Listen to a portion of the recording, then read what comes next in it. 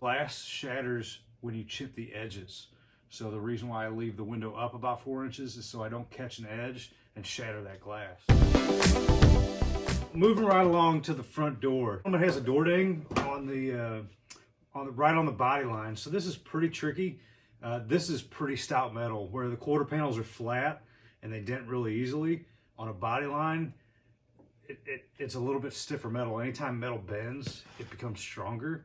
And this is a pretty good dent. It's small, but it's right in the middle of the body line.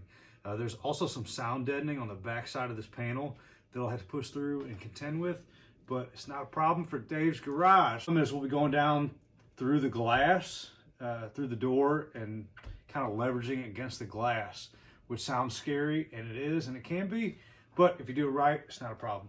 So good rule of thumb, so you don't break the glass, I always leave it up about 4 inches. Glass shatters when you chip the edges. So the reason why I leave the window up about 4 inches is so I don't catch an edge and shatter that glass. So with the window up about 4 inches, I'll put my window guard down inside the window, take a wedge that open a little bit, and that just pries the outside panel away from the glass. It gives me just a little bit to slip a tool down here. I'll take my Reaper tool. Tactical Dent makes another handle, and this is the other handle. The T handle will probably get in the way up here, so this one's a little bit of a better option. So we'll slide that down, and then we'll start pushing on this dent.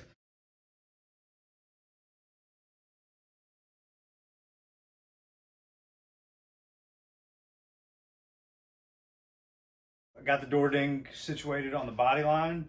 The last thing that we have to do on this vehicle is there's a couple high spots on the hood. High spots are just like blending, except I'm just going to use a hammer and knockdown just to knock these down. A couple little spots.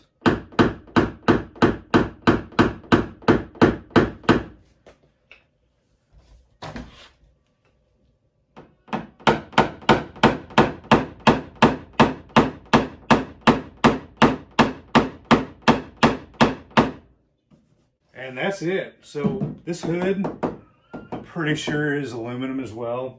By the way, I was beating this down. The metal, the high spots didn't really want to go down very easily. So I'm pretty sure that this is aluminum. One way to determine if your panel is aluminum or steel is by taking a magnet and popping it on the panel. If it sticks, it's steel. If it doesn't stick, it's aluminum. So we got our Goldberg magnet here. Goldberg ain't sticking, so this ain't steel. We got an aluminum panel. Thanks for watching another episode of Dave's Garage. If you like this, please like and subscribe to the channel, and then we'll send you a little update anytime we make an educational video regarding PDR or anything else. Have a great day. I'll see you on the next video. Thanks for watching.